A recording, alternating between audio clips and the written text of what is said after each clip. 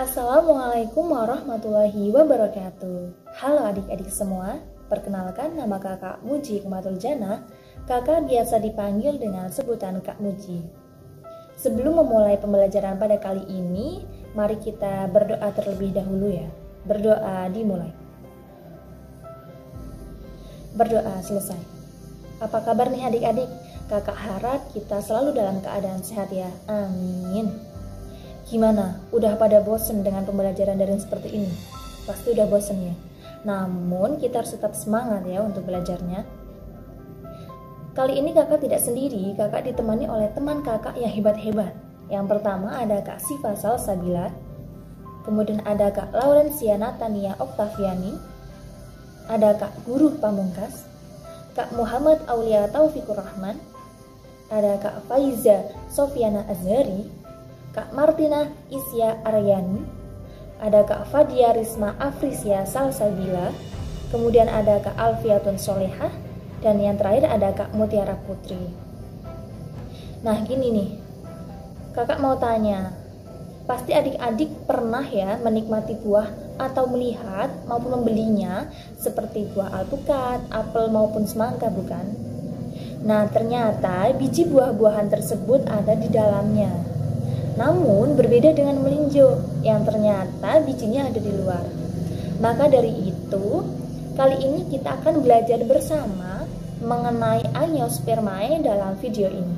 Angiospermae berasal dari dua kata, yaitu angios yang mempunyai arti tertutup, sedangkan sperma yang mempunyai arti biji. Sehingga dapat kita simpulkan bahwa Angiospermae merupakan golongan tumbuhan yang dapat menghasilkan biji, serta dilindungi dengan karpel atau daun buahnya serta pembuahannya ganda. Memiliki alat perkawinan yang berupa bunga atau disebut juga Anthophyta. Angiospermae juga mempunyai nama lain yaitu Magnoliophyta. Berikut ini beberapa ciri-ciri Angiospermae. Mempunyai akar tunggang dan serabut. Angiospermae merupakan tumbuhan berputik yang mengalami pembuahan ganda. Angiospermae mempunyai buah berdaging tebal. Angiospermae memiliki struktur tubuh yang lengkap yaitu terdiri dari akar, batang, daun, dan bunga. Bentuk tulang daunnya bervariasi. Ada berbagai macam variasi bentuk tulang daun dalam tumbuhan Angiospermae, yaitu bentuk menyirip, lurus, dan menjari. Pembuahan ganda adalah proses yang terjadi pada pembentukan biji tumbuhan Angiospermae atau berbiji tertutup. Mempunyai batang berkambium dan tidak berkambium. Bunga pada Angiospermae terdiri dari kelopak, mahkota, benang sari, dan putik. Reproduksi vegetatif. Reproduksi vegetatif adalah cara reproduksi tanpa melalui peleburan gamet jantan dan betina. Sifat dari reproduksi vegetatif adalah menghasilkan keturunan yang identik atau sifat sama dengan induknya. Reproduksi vegetatif dibagi lagi menjadi dua, yaitu vegetatif alami dan vegetatif buatan. Yang pertama, reproduksi vegetatif alami. Tunas adalah bakal individu baru yang muncul di batang bagian bawah. Contohnya, pohon pisang dan beberapa jenis palem. Rizoma atau akar rimpang adalah batang yang tumbuh mendatar di dalam tanah. Contohnya, jahe, lengkuas, sansevieria, bunga tasbih, kunyit, dan alang-alang. Geragi adalah batang yang tumbuh menjalar di atas permukaan tanah. Contohnya, tanaman stroberi, harbei, dan pegagan. Umbi akar adalah pembengkakan pada bagian akar karena perubahan fungsi dan sebagai cadangan makanan. Contohnya dahlia, wortel, dan lobak. Umbi batang adalah pembengkakan pada bagian batang karena berubah cocongsi dan sebagai cadangan makanan. Contohnya ada ubi jalar dan kentang. Umbi lapis adalah modifikasi batang beserta daun yang memperlihatkan struktur berlapis-lapis. Contohnya bawang merah, bawang bombay, dan bunga kakung. Tunas adventif adalah tunas yang muncul selain di batang. Contohnya akar sukun, cemara, dan daun cocor. Selanjutnya, vegetatif buatan. Reproduksi vegetatif buatan dapat dilakukan dengan cara yang pertama cangkok. Cangkok adalah mengelupas kulit tangkai dan dibalut dengan tanah, serta dibungkus dengan sabut kelapa atau plastik. Yang kedua, merunduk. Merunduk adalah membenamkan tangkai tanaman ke tanah sehingga tumbuh akar. Yang ketiga, menganten. Menganten adalah memotong suatu batang tanaman, lalu disambung dengan batang tanaman lain yang sejenis dan berbeda sifat. Yang keempat, okulasi. Okulasi adalah menempelkan mata tunas dari tanaman ke batang tanaman lain yang sejenis. Dan yang terakhir adalah stek. Stek yaitu memotong suatu tanaman dan ditanam untuk menghasilkan individu baru. Nah, untuk lebih jelasnya mengenai perkembangbiakan vegetatif buatan, mari kita simak video penjelasannya berikut ini. Yang pertama, penjelasan mengenai cangkok. Nah, cangkok dapat dilakukan dengan mengelupas kulit suatu batang tanaman berkayu. Kemudian, dibalut dengan tanah dan dibungkus dengan sabut kelapa atau plastik, sehingga dapat tumbuh akar. Apabila bagian kulit yang terkelupas telah tumbuh akar, maka batang dapat dipotong, lalu batang tersebut ditanam di tanah. Tanaman yang dihasilkan dari cangkok memiliki sifat dari induk dan cepat berbuah. Namun demikian, perakaran tanaman ini kurang kuat. Cangkok dapat dilakukan pada tanaman berkayu seperti mangga, rambutan, dan jeruk. Selanjutnya, merunduk.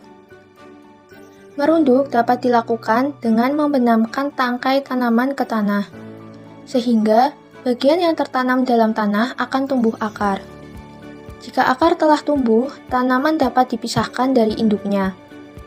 Merunduk dapat dilakukan pada tanaman yang memiliki cabang batang yang panjang dan lentur. Selanjutnya, menganten. Cara perkembangbiakan dengan cara menganten atau menyambung, yaitu dengan memotong suatu batang tanaman, lalu disambung dengan batang tanaman lain yang sejenis, tetapi berbeda sifat. Hasil perkembangbiakan menganten dapat menghasilkan buah atau bunga dengan sifat yang berbeda. Misalnya, tanaman terong hijau yang disambung dengan terong ungu. Maka dalam satu tanaman dapat menghasilkan terong hijau dan terong ungu. Selanjutnya, perkembangbiakan vegetatif buatan yaitu okulasi. Okulasi dilakukan dengan menempelkan mata tunas yang ada pada kulit tanaman pada batang tanaman lain yang sejenis. Nah, teknik okulasi ini, atau sering disebut juga dengan teknik menempel, dapat digunakan oleh petani untuk mendapatkan tanaman unggul dari 2 atau lebih tanaman yang sejenis. Contoh teknik okulasi yaitu misal, terdapat jenis pohon jeruk yang bersifat batangnya kuat, namun jeruknya berukuran kecil serta rasanya masam. Lalu, terdapat juga pohon jeruk lain yang memiliki sifat batangnya tidak terlalu kuat, namun jeruknya berukuran besar dan manis. Nah, setelah itu, tunas pohon jeruk dengan hasil buah jeruknya besar dan manis ditempelkan pada pohon jeruk yang berbatang kuat. Maka akan menghasilkan pohon jeruk yang berbatang kuat dan memiliki buah jeruk yang besar dan manis. Selanjutnya, stek. Stek merupakan cara perkembangbiakan vegetatif dengan memotong atau memisahkan dari induk suatu bagian tanaman dan kemudian ditanam untuk menghasilkan individu baru. Misalnya, untuk menanam ketela pohon dapat menggunakan potongan batangnya atau disebut stek batang. Lalu contoh lainnya yaitu tanaman cocor bebek yang dapat diperbanyak menggunakan stek daun. Lalu, ada tanaman sukun yang dapat diperbanyak dengan menggunakan stek akar. Selanjutnya, reproduksi generatif. Reproduksi generatif adalah cara reproduksi dengan melalui peleburan gamet jantan dan betina. Bunga adalah alat reproduksi seksual atau generatif pada tumbuhan Angiospermae. Nah, fungsi bunga adalah sebagai wadah menyatunya gamet jantan dan gamet betina untuk menghasilkan biji. Lalu, bunga memiliki macam-macam, seperti yang pertama, berdasarkan kelengkapannya. Jadi, macam-macam bunga berdasarkan kelengkapannya yaitu ada 2. Yang pertama, bunga lengkap. Bunga lengkap merupakan bunga yang memiliki semua bagian bunga tanpa terkecuali, yaitu ada tangkai bunga, kelopak bunga, mahkota bunga, benang sari, dan putik. Nah, contohnya adalah bunga mawar, melati, dan bunga sepatu. Yang kedua, bunga tidak lengkap. Bunga tidak lengkap merupakan bunga yang tidak memiliki salah satu bagian bunga.